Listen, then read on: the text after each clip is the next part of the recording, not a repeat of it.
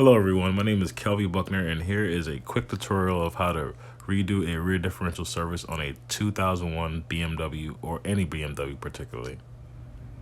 Now you'll be needing a 14mm or a 9/16 hex socket. Once you use the socket, you're going to go ahead and install it on the cap for the top upper, and then once you get to the lower, be prepared to experience a lot of fluid leaking out once you remove the plug. Now, my fluid doesn't look particularly bad, but it's good and recommended that you replace your fluid every 50,000 miles on your rear differential fluid. Make sure you drain at least everything out until it starts to drip.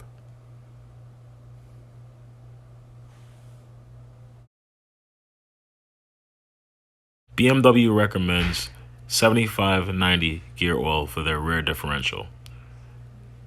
It also states that BMW recommends using GL5 gear lube.